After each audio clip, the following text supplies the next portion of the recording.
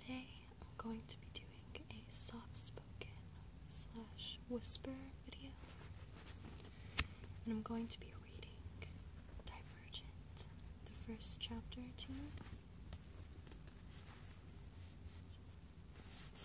I hope that you can hear me well enough. I don't have a mic or anything like that, so I'm just kind of winging it. So I will be doing some paper sounds with this book and just reading to you, okay? I hope you enjoy it.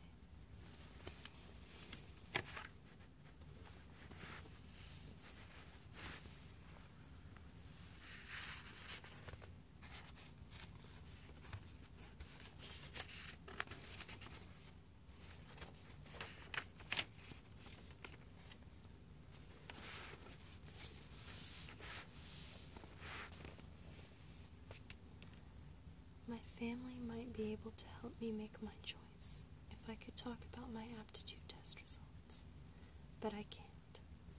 Tori's warning whispers in my memory every time my resolve to keep my mouth shut falters.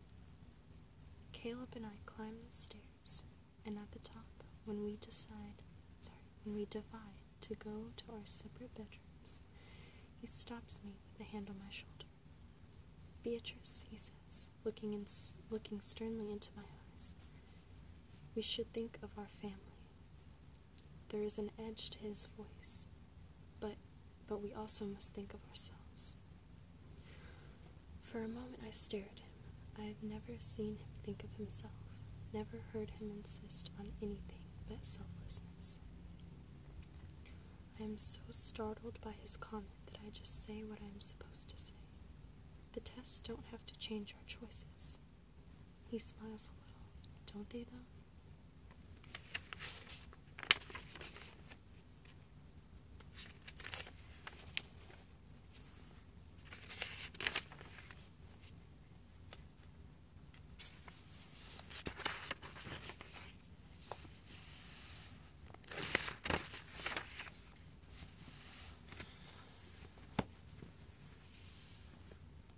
Chapter 1.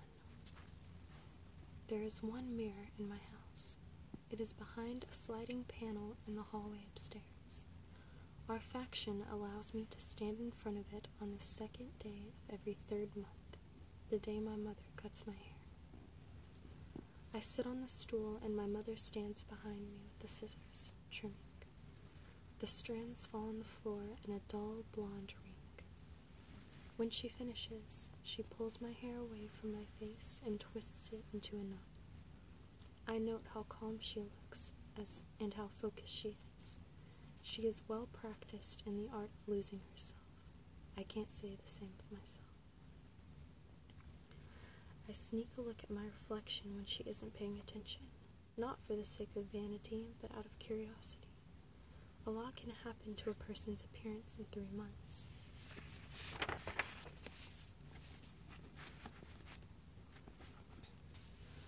In my reflection, I see a narrow face, wide, round eyes, and a long, thin nose.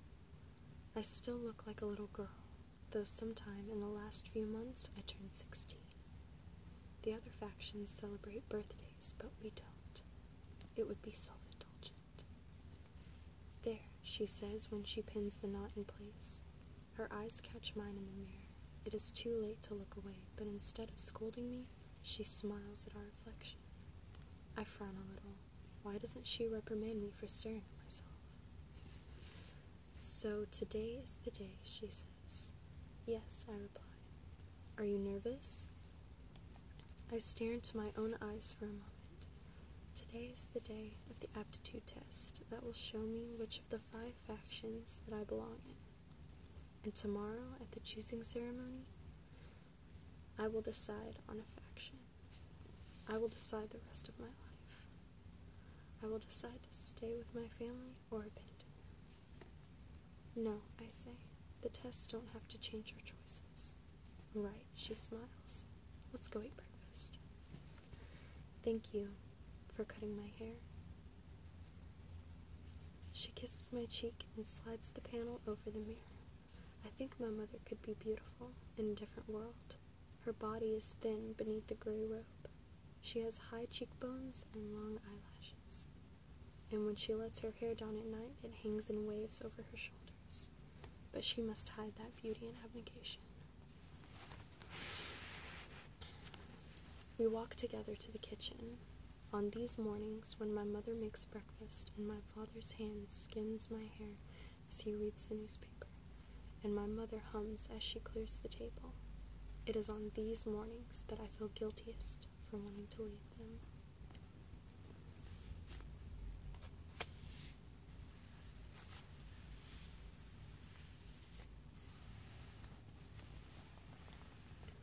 The bus stinks of exhaust.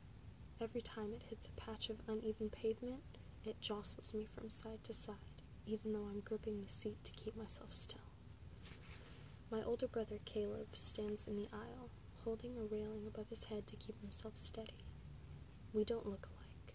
He has my father's dark hair and hooked nose, and my mother's green eyes and dimpled cheeks. When he was younger, that collection of features looked strange, but now it suits him. If he wasn't abnegation, I'm sure the girls at school would stare at him. He also inherited my mother's talent for selflessness. He gave a seat to a surely candor man on the bus without a second thought.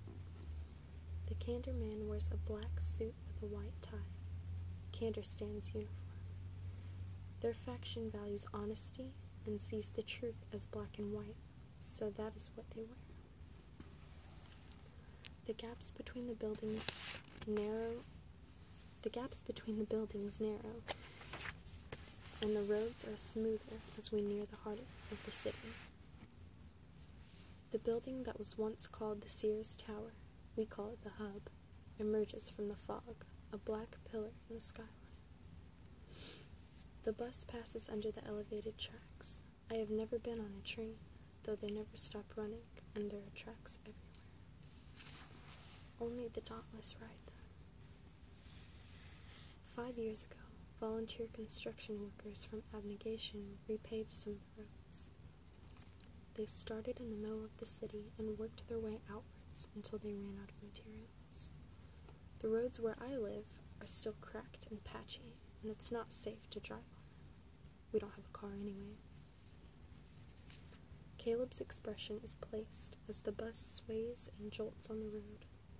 The gray robe falls from his arm as he clutches a pole for balance. I can tell by the constant shift of his eyes that he is watching the people around us, striving to see only them and to forget himself. Candor values honesty, but our faction, abnegation, it values selflessness. The bus stops in front of the school, and I get up, scooting past the candor man. I grab Caleb's arm as I stumble over the man's shoes. My slacks are too long, and I've never been that graceful. The upper levels building is the oldest of the 3 schools in the city. Lower levels, mid-levels, and upper levels. Like all the other buildings around it, it is made of glass and steel. In front of it is a large metal sculpture that the dauntless climb after school, daring each other to go higher and higher. Last year, I watched one of them fall and break her leg. I was the one who ran to get the nurse. Aptitude test today, I say. Caleb is not quite a year older than I am, so we are in the same year at school. He nods as we pass through the front doors. My muscles tighten the second we walk in. The atmosphere feels hungry, like every 16-year-old is trying to devour as much as he can get of this last day. It is likely that we will now walk these halls again after the choosing ceremony. Once we choose, our new factions will be responsible for finishing our education. Our classes are cut in half today, so we will attend all of them before the aptitude test, which take place after lunch. My heart rate is already elevated. You aren't at all worried about what they'll tell you? I ask Caleb. We pause at the split in the hallway where he will go one way, towards advanced math, and I will go the other, towards faction history. He raises an eyebrow at me. Are you? I could tell him I've been worried for weeks about what the aptitude test will tell me. Abnegation, candor, erudite, amity, or dauntless. Instead, I smile and say, not really. He smiles back. Well, have a good day. I walk toward faction history, chewing on my lower lip. He never answered my question. The hallways are cramped, though the light coming through the windows creates the illusion of space. They are one of the only places where the factions mix, at our age. Today the crowd has a new kind of energy, a last day mania. A girl with long curly hair shouts, "Hey!" next to my ear, waving at a distant friend. A jacket sleeve smacks me on the cheek. Then an erudite boy in a blue sweater shoves me. I lose my balance and fall hard on the ground. Out of my way, stiff, he snaps, continues down the hallway. My cheeks warm. I get up and dust myself off. A few people stopped when I fell, but none of them offered to help me. Their eyes follow me to the edge of the hallway. This sort of thing has been happening to others in my faction for months now. The erudite have been releasing antagonistic reports about abnegation, and it has begun to affect the way we relate at school. The gray clothes, the plain hairstyle, and the unassuming demeanor of my faction are supposed to make it easier for me to forget myself, and easier for everyone else to forget me too. But now they make me a target. I pause by a window in the E-wing and wait for the Dauntless to arrive. I do this every morning, at exactly 7:25. The Dauntless prove their bravery by jumping from a moving train. My father calls the Dauntless Hellions. They are pierced, tattooed, and black-clothed. Their primary purpose is to guard the fence that surrounds our city. From what? I don't know. This should perplex me. I should wonder what courage, which is the virtue they value most, has to do with a metal ring through your nostril. Instead, my eyes cling to them wherever they go. The train whistle blares, the sound resonating in my chest. The light fixed to the front of the train clicks on and off as the train hurtles past the school, squealing on iron rails.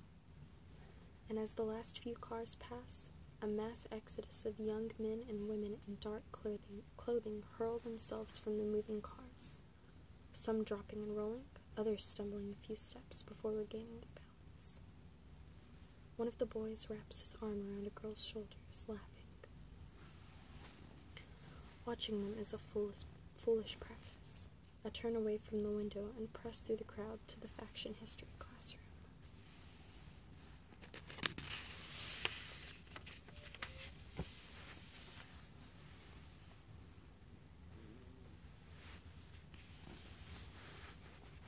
So that was chapter 1 of Divergent.